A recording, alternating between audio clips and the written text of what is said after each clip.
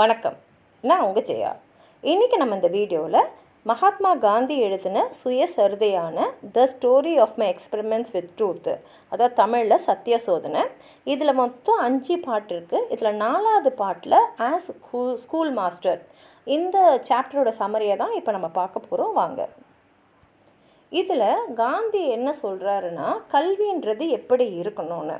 ஏன்னா அவர் சவுத் ஆஃப்ரிக்காவில் இருந்தபோது டால்ஸ்டாய் ஃபார்ம்ன்ற ஒரு செட்டில்மெண்ட்டில் தான் இருந்தார். இது ஜொஹன்ஸ்பர்கில் இருந்தது.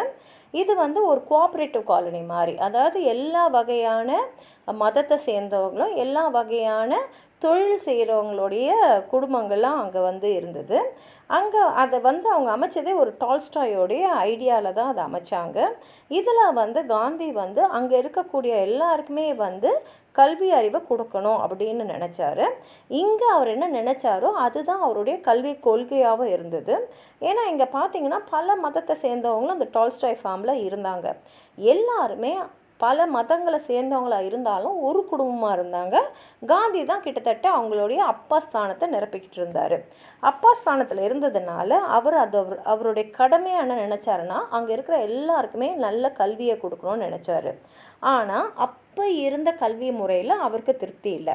ஏன்னா அப்போ இருந்த கல்வி முறையில் 3 ஆறுகள் தான், 6னா ஆல்ஃபபெட் 6 தான் பசங்களுக்கு போய் சேர்கிற மாதிரி இருந்தது. என்னென்னா ரீடிங், இன்னொன்று ரைட்டிங், இன்னொன்று அரித்மெட்டிக், அதாவது எழுத படிக்க அப்புறம் கணக்கு எழுத, இது மட்டும்தான் இருந்தது.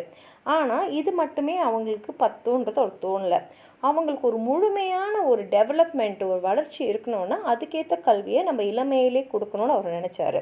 அதனால் அவர் என்ன பண்ணாருன்னா, நம்மளோ கொடுக்கக்கூடிய கல்வி அவங்க எதிர்காலத்தில் எந்த வகையான சூழ்நிலையை எதிர்நோக்கிற தன்மையை அந்த பசங்களுக்கு உருவாக்கணும்னு அவர் நினச்சார். அதே மாதிரி மாரல் ட்ரைனிங் கண்டிப்பாக பசங்களுக்கு இருக்கணும். ஏன்னா நல்ல விதமாக வளர்க்கப்பட்ட பசங்க தான் பின்னாடி வாழ்க்கையில் நல்ல குடிமகன்களாக இருப்பாங்க. அதனால் அவங்களுடைய கேரக்டர், அவங்களோட குணநலங்கள் அது ரொம்ப ரொம்ப நல்லா இருக்கணும். அது கல்வி முறையிலையும் அமைஞ்சு இருக்கணும்.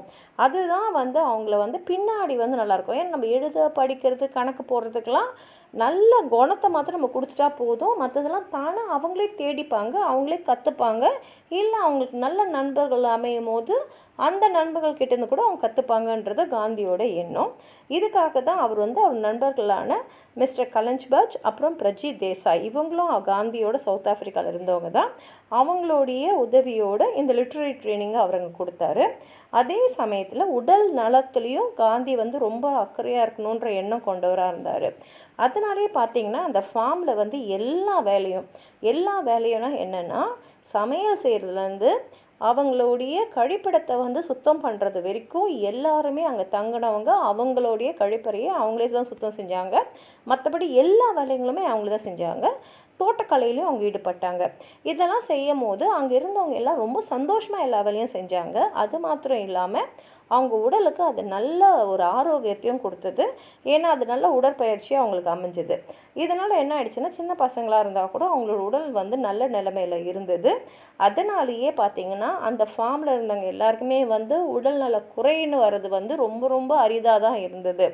அதே மாதிரி அங்கே இருந்தவங்களுக்கெல்லாம் நல்ல காற்று, நல்ல தண்ணி, அதே மாதிரி சரியான நேரத்தில் சரியான உணவுன்றதும் கொடுக்கப்படணும் அப்படின்றதுல காந்தி ரொம்ப குறிப்பாக இருந்தார். அது மாத்திரம் இல்லாமல் வெக்கேஷனல் ட்ரைனிங், அதாவது தொழில்முறை கல்வியும் பசங்க கற்றுக்கணும்னு நினச்சார். அதனாலேயே ஷூ மேக்கிங், கார்பென்ட்ரி, குக்கரி, அந்த மாதிரி நாளைக்கு அவங்க சுயதொழில் செஞ்சு அது மூலமாக வருமானம் ஈட்டுற அளவுக்கு அவங்களுக்கு வேண்டியதெல்லாம் சொல்லி கொடுத்துட்டு இருந்தார். அதனாலேயே என்ன ஆயிடுச்சுன்னா, இங்கே இருந்தவங்க எல்லாமே எல்லா துறையிலையும் கொஞ்சம் கொஞ்சம் பயிற்சி பெற்றவங்களாக இருந்தாங்க. முக்கியமாக அங்கே என்னென்னா, எந்த ஒரு இளைஞர்கிட்டையும் போய் நீ இதை செய்யணும்னு சொல்கிற மாதிரியே அங்கே இல்லை. ஏன்னா டீச்சர்ஸே செஞ்சாங்க எல்லாத்தையும்.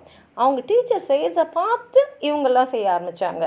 அதனால் என்ன ஆயிடுச்சுன்னா, இவங்க ஆசான், இவங்க கட்டளைக்கு நம்ம கீழ்ப்படியணுன்னே இல்லை. இவங்க நம்ம ஆசான், இவங்க செய்கிறாங்க, இது செய்கிறது நல்லதுன்னு அவங்க நினைக்கிறாங்க. அதனால் நம்மளும் அதை செய்யணுன்ற எண்ணம் அந்த மாணவர்களுக்கு வந்தது. அதனால் அவங்க எதை கற்றுக்கிட்டாலும் ரொம்ப சந்தோஷமாக கற்றுக்கிட்டாங்க. அப்படின்றது தான் காந்தியோடைய கல்வி கொள்கையில் அவர் முக்கியமாக நினச்சது. இதுதான் அந்த சாப்டரோட சம்மரி. உங்களுக்கும் எதாவது சொல்லணும்னு நினச்சிங்கன்னா கீழே கமெண்ட் பாக்ஸில் எழுதுங்க. இந்த வீடியோவை லைக் பண்ணுங்கள், உங்கள் ஃப்ரெண்ட்ஸோடு ஷேர் பண்ணுங்கள். சப்ஸ்கிரைப் பண்ணாதவங்களாம் ப்ளீஸ் சப்ஸ்கிரைப் பண்ணுங்கள். நன்றி.